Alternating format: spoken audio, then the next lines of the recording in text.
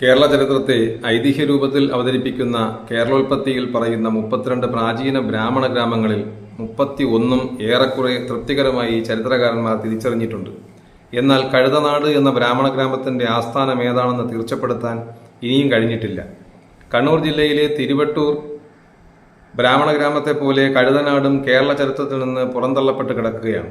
9ഉം 10ഉം നൂറ്റാണ്ടുകളിലെ ചേമ്പ്ര ലിഖിതങ്ങൾ കടത്തനാടിന്റെ ആസ്ഥാനമായിരുന്ന ഇന്നത്തെ ഓഞ്ചിയം, അഴിയൂർ ഗ്രാമത്തിലെ സ്ഥലങ്ങളുടെയും പറമ്പുകളുടെയും വയലുകളുടെയും തോടുകളുടെയും പേരുകൾ, ബ്രിട്ടീഷ് സെറ്റിൽമെന്റ് രജിസ്റ്റർ, പുരാവൃത്തങ്ങൾ, ജനവർഗങ്ങളുടെ കുടിയേറ്റം, വടക്കൻ പാട്ടുകൾ, മണിപ്രവാള കൃതികൾ എന്നിവയുടെ പഠനങ്ങളിലൂടെ കഴുതനാടിനെ കണ്ടെത്താനുള്ള ശ്രമമാണ് ഈ പ്രബന്ധത്തിലൂടെ ചെയ്യുന്നത്. അതോടൊപ്പം ഒരു ബ്രാഹ്മണ ഗ്രാമത്തിൽ പണ്ടില്ലാത്തതും ഇന്നുള്ളതുമായ കുറേ സ്ഥലനാമങ്ങൾ എങ്ങനെ ഉത്ഭവിച്ചുവെന്നും അവയുടെ ഇന്നത്തെ പ്രാധാന്യമെന്തെന്നും പരിശോധിക്കുക കൂടി ചെയ്യുന്നുണ്ട്.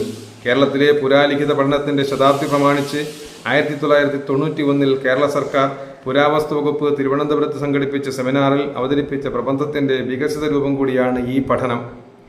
പല ചരിത്ര പണ്ഡിതന്മാരും കഴുതനാടിനെക്കുറിച്ച് അന്വേഷിക്കുകയും ശ്രദ്ധേയമായ പഠനങ്ങളിലൂടെ അതിന്റെ സ്ഥാനനിർണ്ണയം നടത്തുകയും ചെയ്തിട്ടുണ്ട്. കഴുതനാടിന്റെ ഗ്രാമക്ഷേത്രം ചൊവ്വരയിലെ തൃപ്രയാർ ശിവക്ഷേത്രമാണെന്ന് കാണിപ്പയ്യൂർ ശങ്കരൻ നമ്പൂതിരിപ്പാട് അഭിപ്രായപ്പെടുകയുണ്ടായി. കേസരി ബാലകൃഷ്ണപിള്ളയുടെ അഭിപ്രായത്തിൽ കഴുതനാട് കൊടുങ്ങല്ലൂരിലെ മേത്തലയോ ചേന്ദമംഗലമോ ആയിരുന്നു. കേരളത്തിലെ പ്രാചീന ബ്രാഹ്മണ സങ്കേതങ്ങളെക്കുറിച്ച് നല്ലൊരു പഠനം നടത്തി തയ്യാറാക്കിയ ഒരു ചരിത്ര ഗവേഷകൻ വേടനാട് അഥവാ കീഴ്നാടാണ് കഴുതനാടെന്ന് അനുമാനിക്കുന്നു. എന്നാൽ ഈ സ്ഥാനനിർണ്ണയങ്ങൾ ലിഖിതങ്ങളുടെയോ സ്ഥലനാമങ്ങളുടെയോ ക്ഷേത്ര സങ്കേതങ്ങളുടെയോ നാട്ടുവഴക്കങ്ങളുടെയോ സൂക്ഷ്മമായ പഠനങ്ങളുടെ അടിസ്ഥാനത്തിലാണെന്ന് തോന്നുന്നില്ല. കഴുതനാട് എന്നൊരു ഗ്രാമമോ പ്രദേശമോ ഇന്ന് കേരളത്തിൽ കാണാനില്ല. ലിഖിതങ്ങളിലൊന്നും അങ്ങനെയൊരു ബ്രാഹ്മണ ഗ്രാമത്തെക്കുറിച്ചുള്ള പരാമർശവുമില്ല. പിന്നെ എങ്ങനെയാണ് ഇങ്ങനെയൊരു ഗ്രാമം കേരള ചരിത്ര പുരാവൃത്തങ്ങളിൽ സ്ഥാനം നേടിയത്? എന്തുകൊണ്ടൊരു ബ്രാഹ്മണ ഗ്രാമം കഴുതനാട് എന്ന് അറിയപ്പെട്ടു? കഴുതനാട് എന്ന പേരിന്റെ ഉത്ഭവത്തെക്കുറിച്ചും ആ പേര് ചരിത്രത്തിൽ സ്ഥാനം പിടിക്കാനിടയായ ചരിത്ര പശ്ചാത്തലത്തെക്കുറിച്ചും ചില സൂചനകൾ വടക്കൻ പാട്ടുകളിലും ചെമ്പ്ര ലിഖിതത്തിലും മണിപ്രവാള കൃതികളിലുമുണ്ട്. കഴുതനാടിന് കടത്തനാടെന്ന പേരുമായി എന്തെങ്കിലും ബന്ധമുണ്ടോ?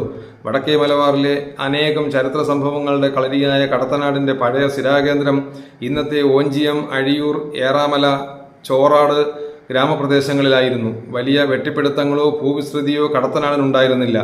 ഇംഗ്ലീഷുകാരും ഫ്രഞ്ചുകാരും തലശ്ശേരി, മാഹി പ്രദേശങ്ങളിൽ താവളമടിച്ച ശേഷമുള്ള സംഘർഷം നിറഞ്ഞ അന്തരീക്ഷത്തിലാകണം കടത്തനാട് രാജാക്കന്മാർ അവരുടെ ആസ്ഥാനം കുറ്റിപ്പുറം, പുറമേരി, ആയഞ്ചേരി തുടങ്ങിയ ഉൾപ്രദേശങ്ങളിലേക്ക് മാറ്റിയത്. വടക്കൻ പാട്ടുകളിൽ കടത്തനാടിനെ ചിലപ്പോൾ കറുത്തേനാർ നാട് എന്ന് സൂചിപ്പിക്കുന്നുണ്ട്. ഓഞ്ചിയം പ്രദേശത്തിന് ഖരവനനാട് എന്ന പേരുണ്ടായിരുന്നതായി സൂചനയുള്ള